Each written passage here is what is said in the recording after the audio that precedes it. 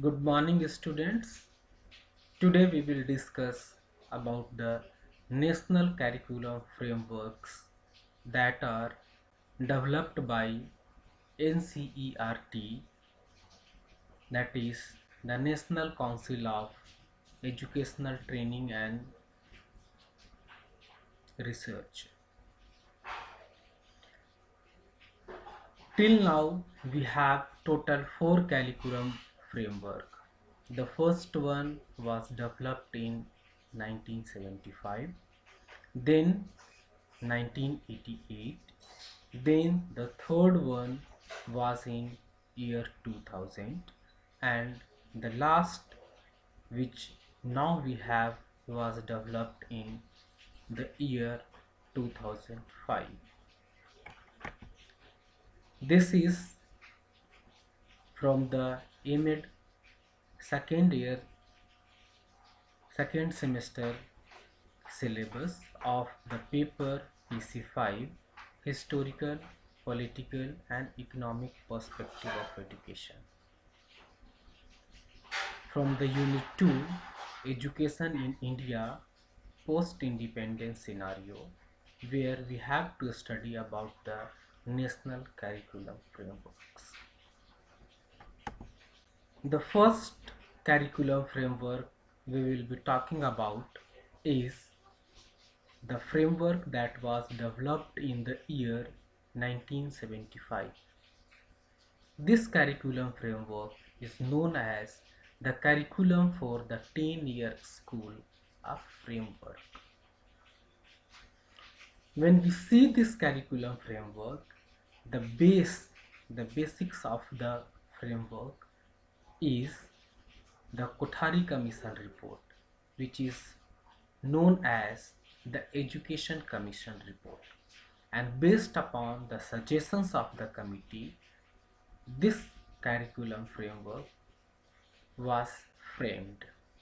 Remember here that this curriculum framework only talks about the school education from class 1 to class 10, that is the 10 years of schooling, and that was also suggested by the Kothari Commission that the structure of education in India should be 10 plus 2 plus 3, 10 years of schooling that will comprised of the elementary and secondary together with the primary education, then 2 years of senior secondary, and then again 3 years of university education, that is the graduation. Remember that this framework talks about the stage wise objective of general education, means the stage wise objective should be framed, at which stage what kind of objective we want to achieve through the school education. The objective for class 1, class 2, class 3 and so on up to the class 10. The stage wise objective should be framed and fixed in order to achieve those objectives.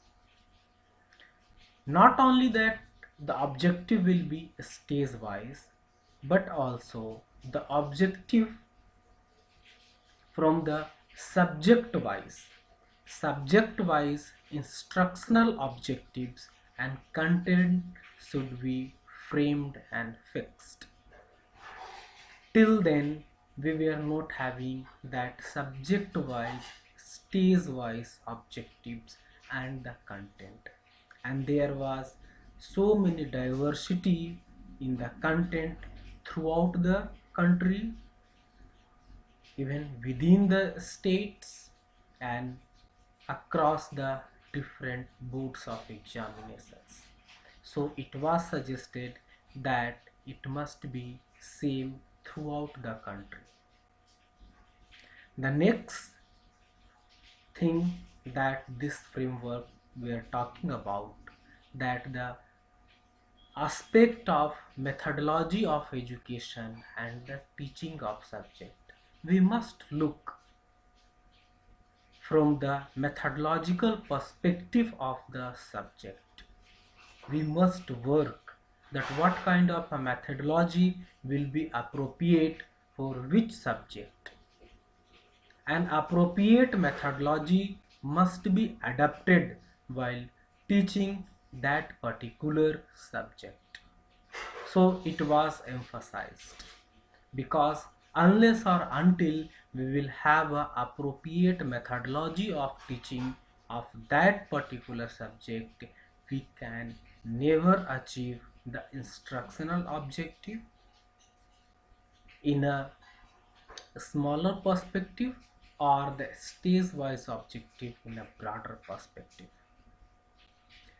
Together with that, it was also emphasized that use of appropriate, subject appropriate, content appropriate, appropriate to the child, appropriate to the child's level of achievement, the instructional aids and materials.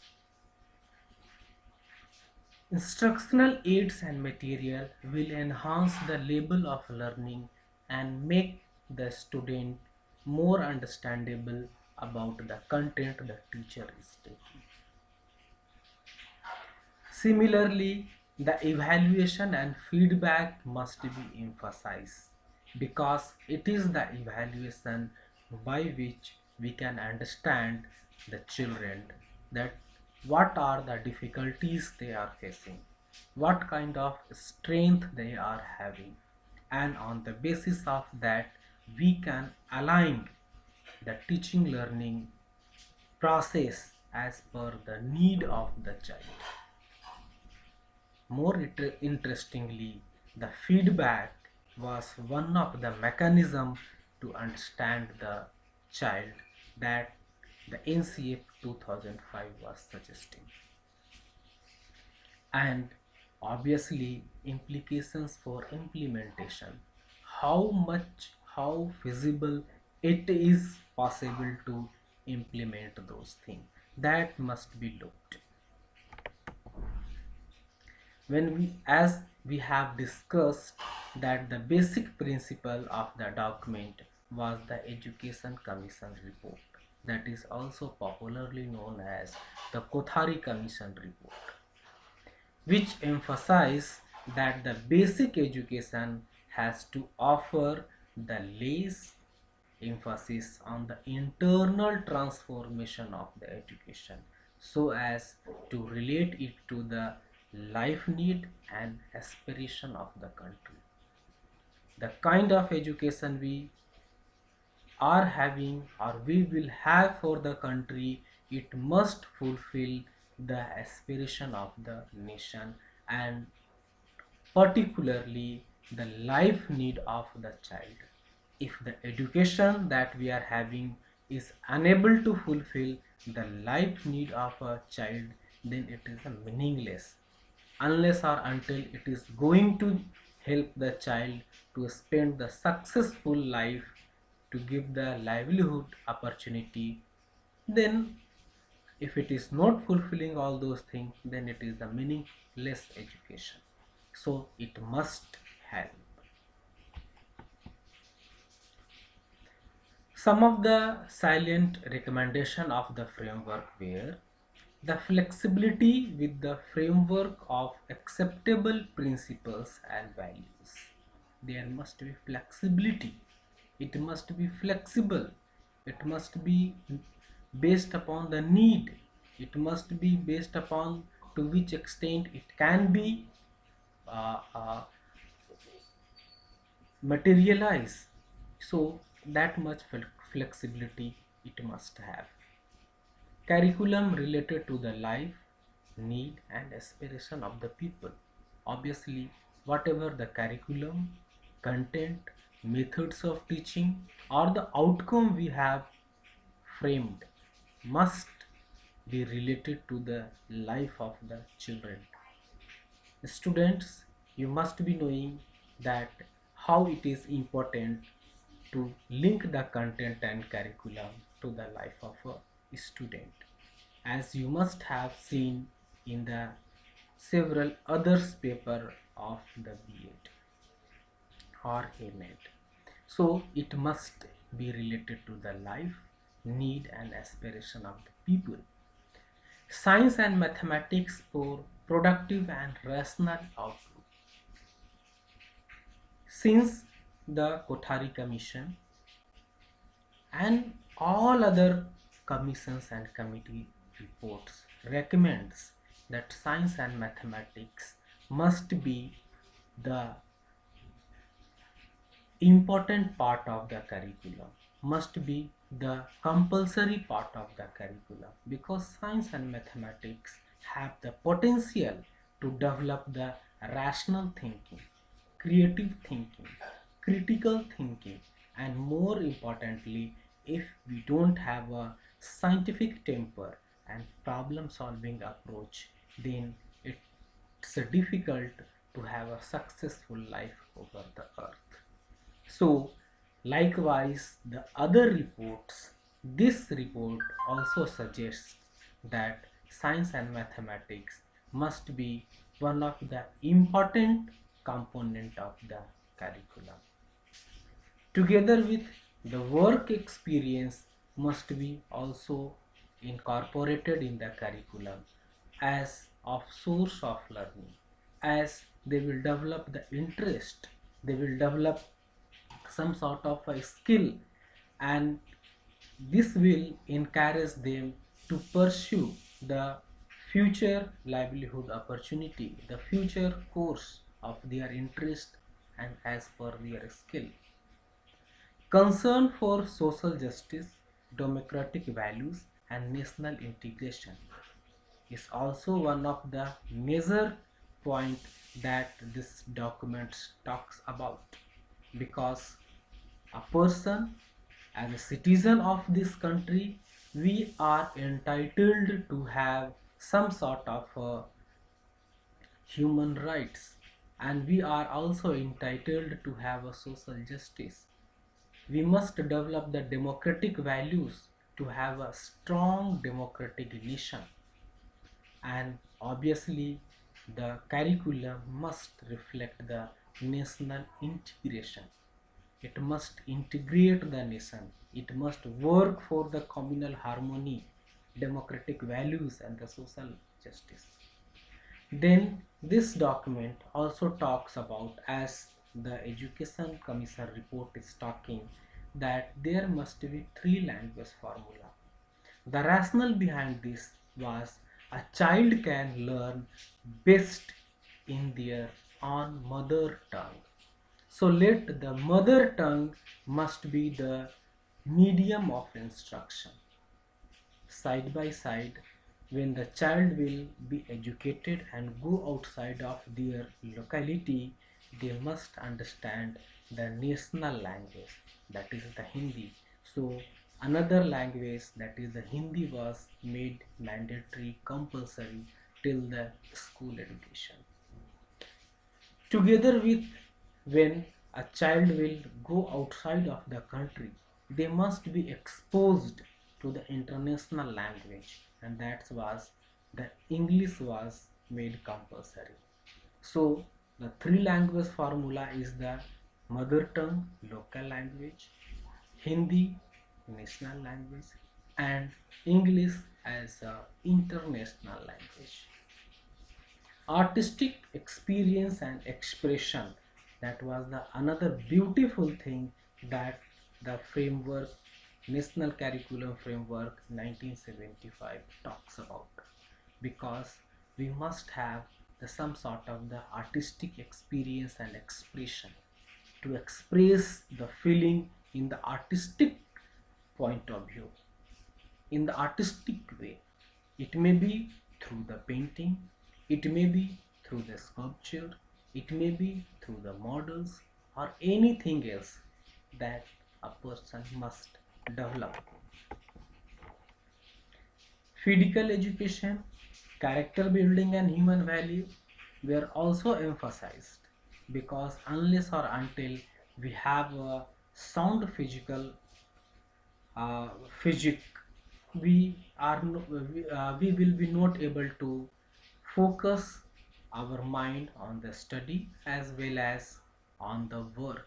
So the physical aspect was also emphasized, and the developing the human value, developing the character was also emphasized.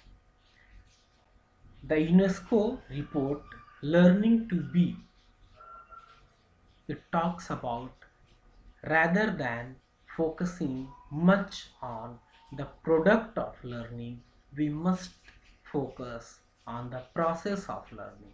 And that's why this document also adopts that from the Learning to Be document of UNESCO, that the focus must be on the process of learning rather than the product of learning.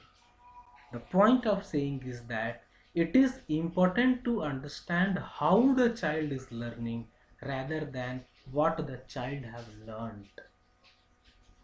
What the child have learned is a secondary, whereas how the child have learned is a primary focus. If we will understand how the child has learned, then we can minimize the possibility of alternative conception, which is also known as the misconception. Unless or until we will understand that, it is a very difficult. I will request you to please download the report from the UNESCO website and read it once. It's a very beautiful document. Then the document was also talking about the problem of dropout, and to solve it there must be multiple entry. We must understand why the child is dropping out of the course, and obviously if we are able to bring them back in the school, there must be a possibility of multiple entry. The core curriculum and beyond means the school education should not be only focused to the classroom, rather than it must go beyond the classroom. It must link the content outside the classroom, and the learning experiences outside the classroom must be taken care. So in that sense, evaluation part and the book and supplementary material part was also taken care. Evaluation must include qualitative as well as quantitative. Evaluation must include not only to grade the student but also to understand the learner. Development of quality textbook and supplementary material should also be encouraged. That was the prime focus of this framework. The National Curriculum for Elementary and Secondary Education 1988 talks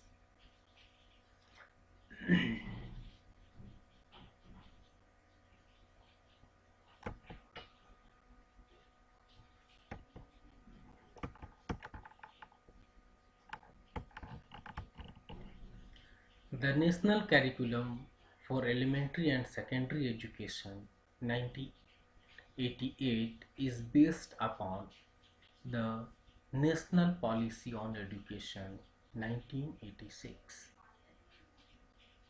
The National Curriculum for Secondary and Elementary Education 1988 highlights the major areas of intervention and implementation.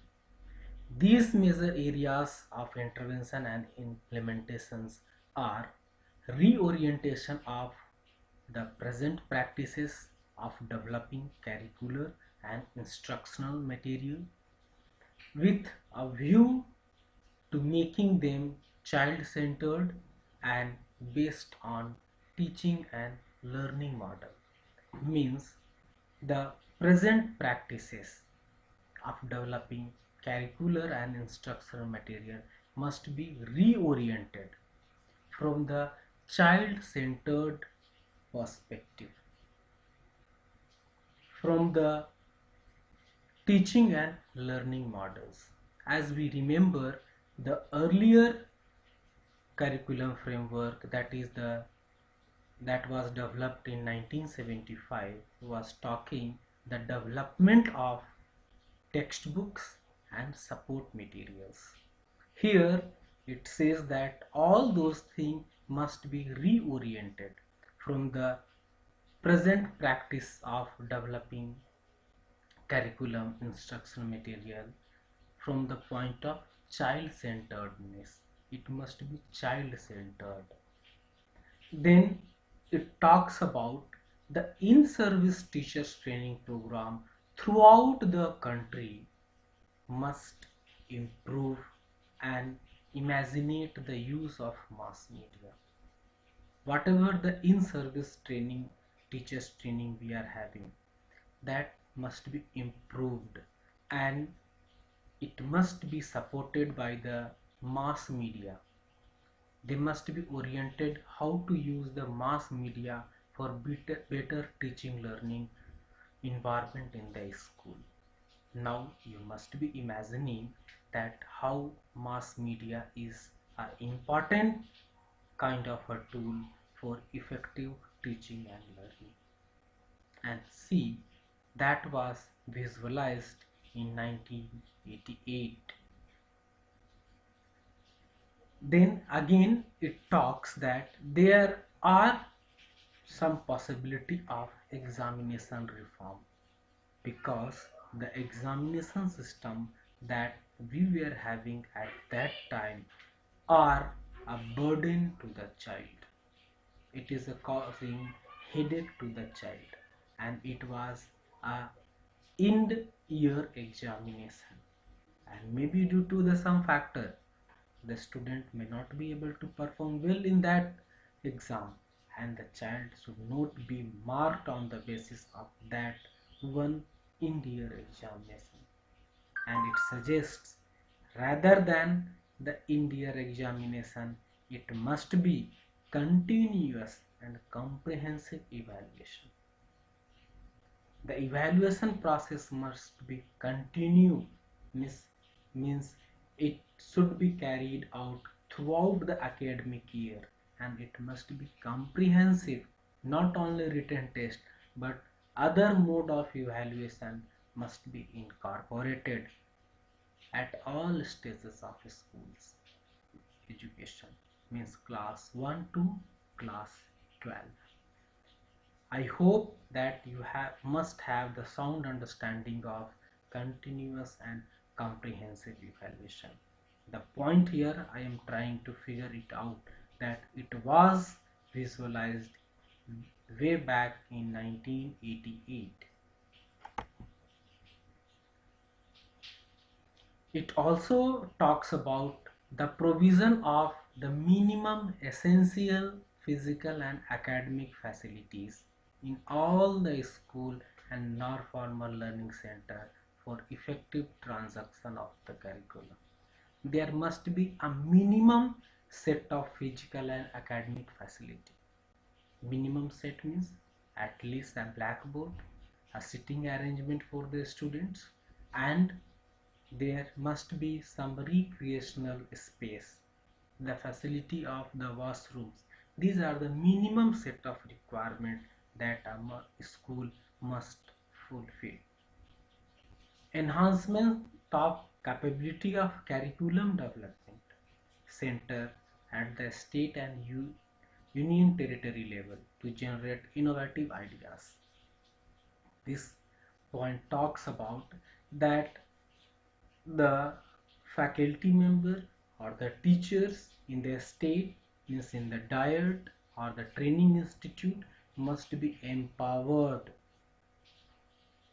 Even the teachers in the school must be empowered to develop the curriculum.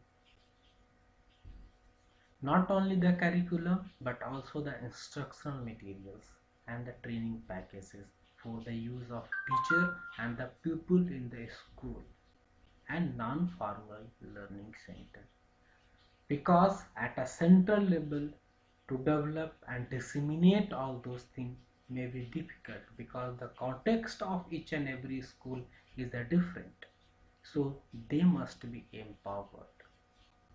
There is also necessity of networking of educational institutions like elementary level, secondary level, or tertiary level. Because once we will have a network of these institutions, then we will be able to better utilize the resources available there. Suppose, for sake of example, some resources are available in school A and some resources are available in school B.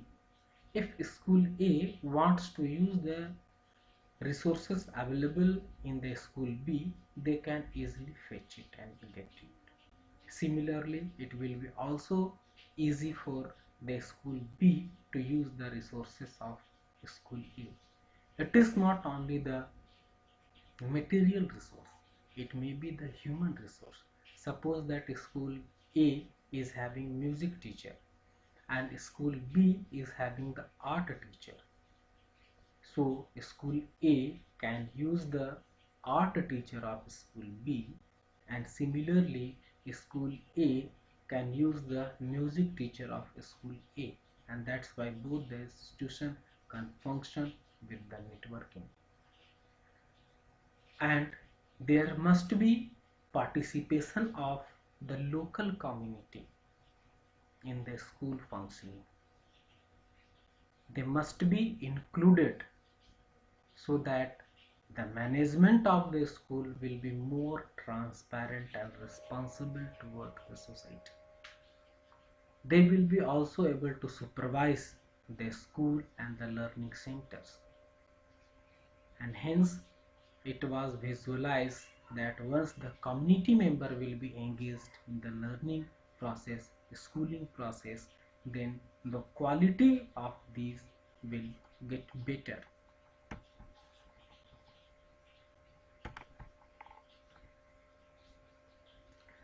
Then utilization of mass media and educational technology including radio, TV and computer was emphasized.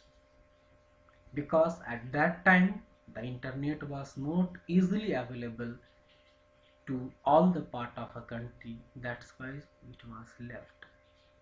And the modern softwares based upon the internet and computer was also not available. The availability was only for the radio and TV. These two were the easily available and can reach easily to any part of the country. So that it was visualized that these mass media and educational technology must be a part of the teaching learning process, and their potentiality must be used up to the maximum level. It also talks that there must be a minimum level of learning defined at every stage of schooling. Means when a student will cross from one stage to another stage, what are the minimum level of learning a child must have. And in last, again the mother tongue as a medium of instruction was emphasized and prioritized, because the child can learn better when the instructions are given in the mother tongue only. Dear friends, now we will see the features of the National Curriculum Framework developed in the year 2000, and this was also based upon the National Policy of Education, its revised version in 92, and the Program of Action POA 92. So this is the base of the National Curriculum Framework for School Education 2000. The NPE 86 categorically states that The implementation of various parameters of new policy must be reviewed every 5 years.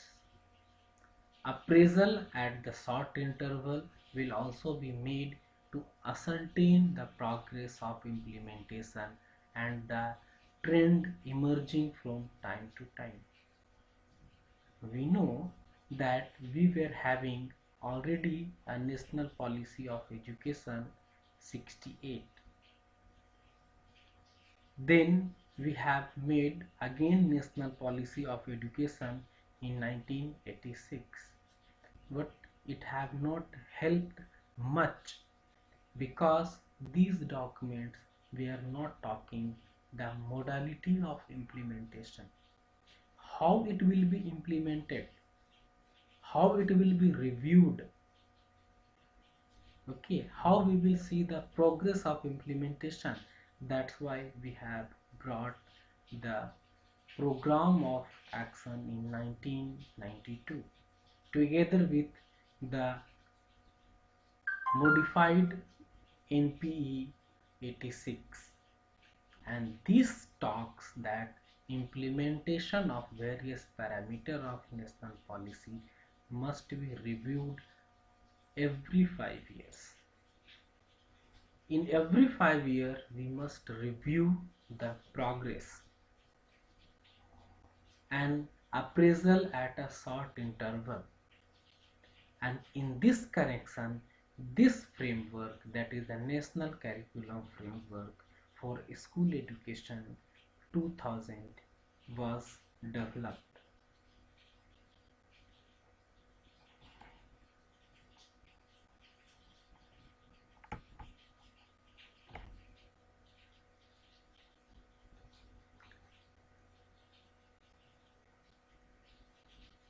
This national curriculum framework for school education 2000 have a curricular concern in the following area. It talks that education for cohesive society. Cohesive society means an education where girls have a equal opportunity of the learning. The learners with special needs have a equal opportunity of education. Learners from disadvantaged group should also have a equal opportunity of education. When we talk that the special needs, learner with special needs, means it includes either the special needs from the point of their disability, maybe the child is hearing disabled, maybe the child is a visual disabled, maybe the child is the orthopedical, that is physical disabled, maybe the child is the even the intellectual disability. All of them have a equal opportunity, means we cannot deny them to get the education. Education of learner with disadvantaged group means the section of a society who are disadvantaged. It may be the minority, it may be the SC and ST, it may be the poor people residing outside the uh, reach of the educational institutes. So all type of a learner must have the equal opportunity of getting education. That is the cohesive society, means every person have a equal opportunity, equal right, equality. That is the cohesiveness of a society. Not only that, even some of the gifted and talented children, they are also entitled to get nurtured their talent. Next concern is that strengthening national identity and preserving cultural heritage. The education must be for strengthening the national identity and preserving cultural heritage. The culture of India that must be preserved through the education. It must develop a sense of patriotism, a sense of nationalism, tempered with the Vasudha Kutumbakam, which is the main essence of the indigenous life, Indian philosophy. It must develop for tolerating the differences arising out of the caste, reason, ideology, region, language, sex, etc. Next, the kind of education that was visualized through the curriculum framework for school education 2000 was focusing on integrating indigenous knowledge and India's contribution to the mankind in the school education. In the school education, our indigenous knowledge also get place. And what is the India's contribution to the society, to the world, to the mankind may also be incorporated in the school education. We must also prepare the child to respond the impact of globalization. We must prepare them to meeting the challenge of information and communication technology. See, that time we have visualized that. Means the ICT is an opportunity, but it may be a challenge for the human. And I think that you can analyze it in a better way. It must also link with the life skill, and very surprisingly in the year 2019 UNICEF came up with one document that says the majority of our school children lack of the life skill, how to lead the life successfully, how to live the life successfully. That should also get the part in the school education. The school education must also be focused for the value development, and the elementary education must be accessible for all the children. Means all the children must get education up to elementary level.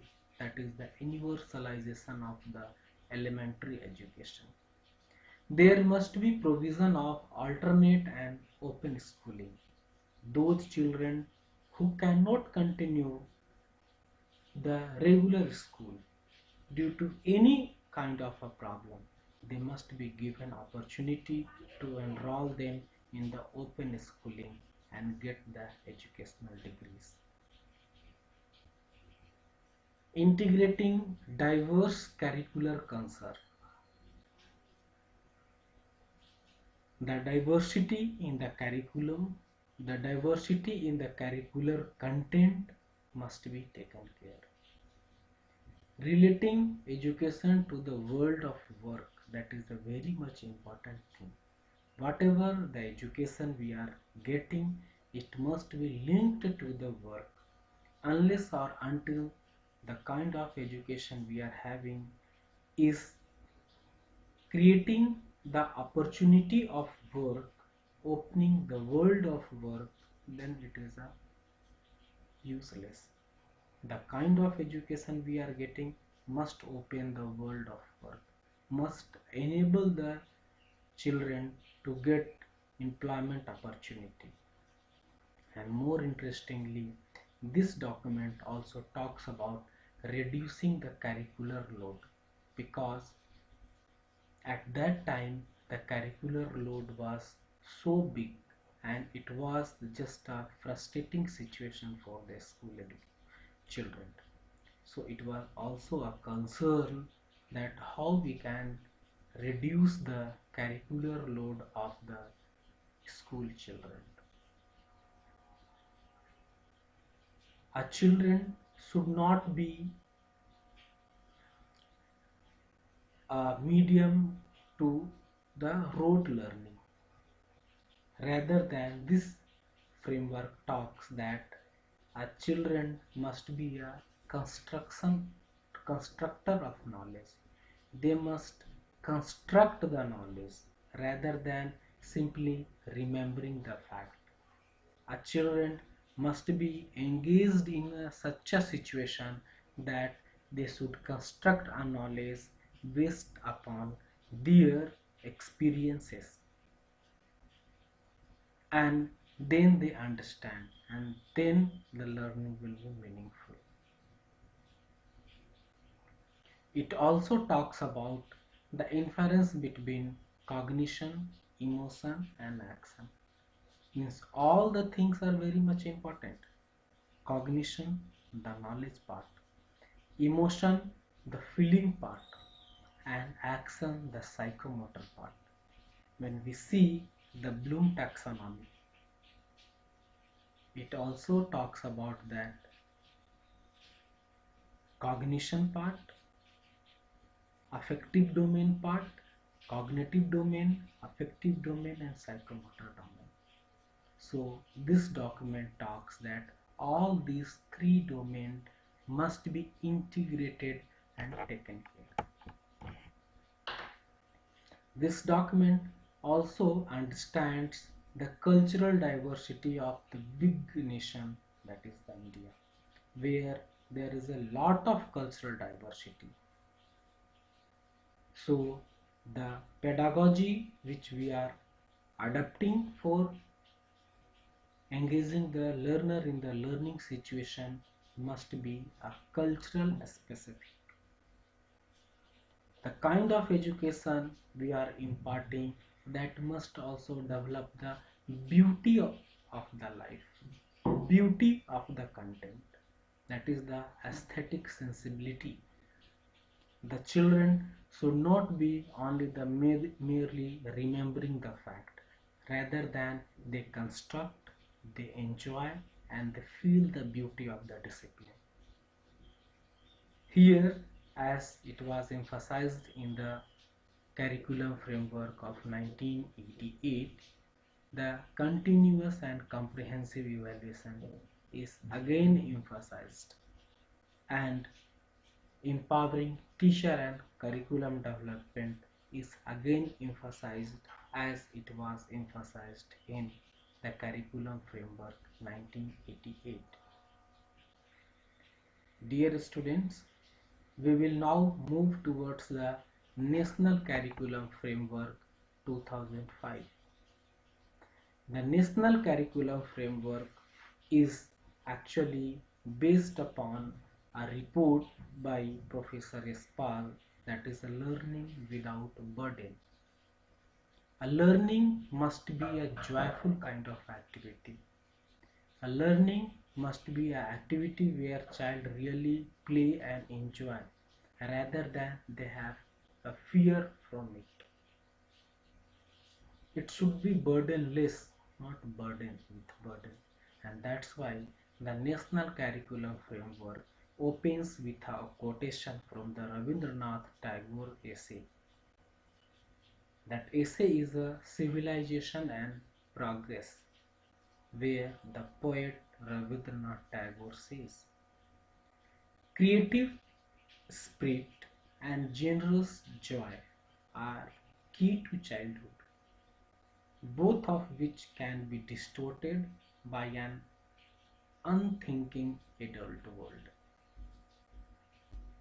I think when you will think about this sentence, it has a so deep meaning. Creativity and the genres of joy, these are the basic inherent quality of a child. They are creative and they used to have a joy and fun. So the learning activity must be aligned with that.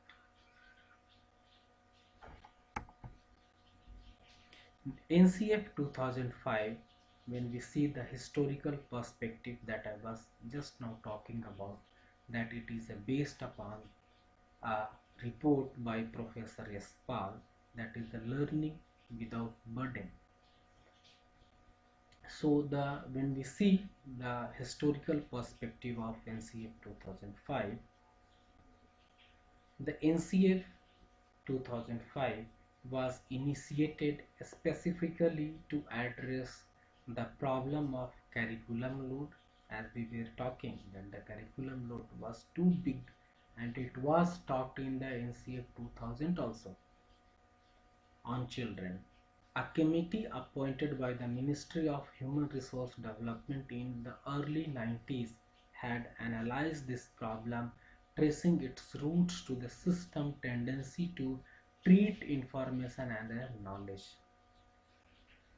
In this report, Learning Without Burden, the committee pointed out that the learning at school cannot become joyful experience unless we change the perception of the child as a receiver of knowledge and move beyond the convention of using textbook as a basis of examination.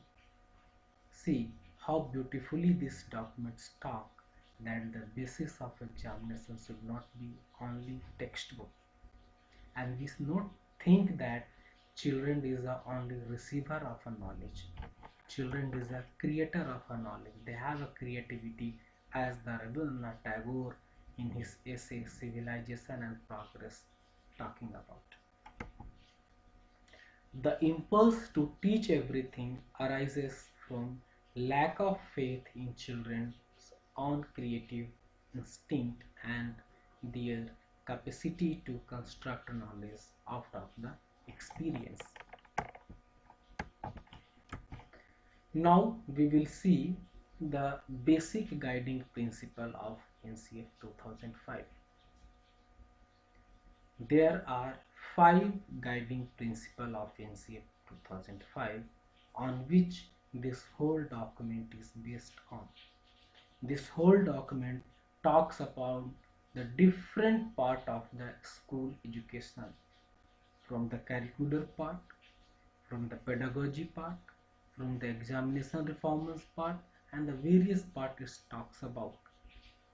I request you to please download this document and read once. This document is also sent in the Google Classroom post.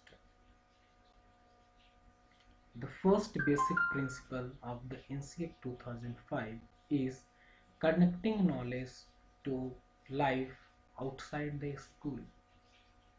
This document very beautifully identifies that knowledge can not only constructed inside the four walls of the school. The knowledge can also be constructed outside the school, and the kind of learning they are having, it must have some sort of a connection from their day-to-day life.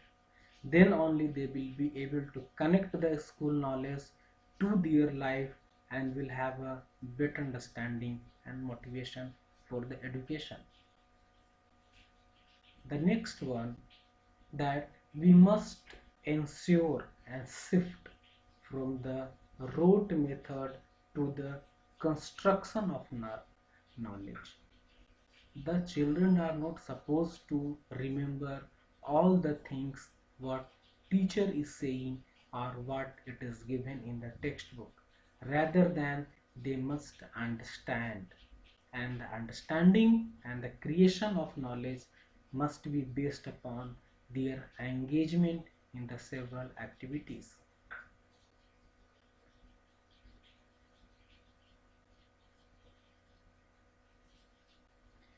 The curriculum, kind of a curriculum a school is having, must provide an overall development opportunity for the child rather than to remain the textbook centric.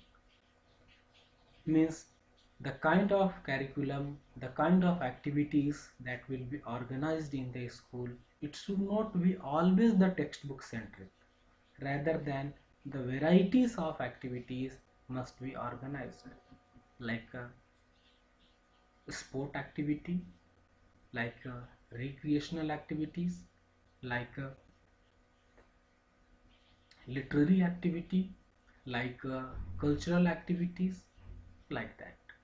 So there must be a various kind of activity, not only the textbook centric activity. Next things that which it talks about, that examination must be very much flexible. It should not be a kind of the horrible a kind of experience for the child. And the examination and assessment process must be integrated in the learning process. Learning and examination should not be separated. For that, we can adopt a continuous and curriculum comprehensive evaluation that the NCF 2000 was talking, that the NCF 1988 was talking. Because as the examinations are the integral part of the learning system, then the evaluation must go on as the learning processes are going on. Then the next thing is that the nurturing and overriding identity informed by carrying concern within the democratic polity of the country. We must nurture them to override the kind of identity informed by the democratic polity of the country. They must have an identity from the democratic polity point of the country. The students, by this I stop the talk and I request you to please go through the video, and if you have any queries, you are free to post on the Google Classroom platform which we have made. I will try to respond all the queries on time. Thank you.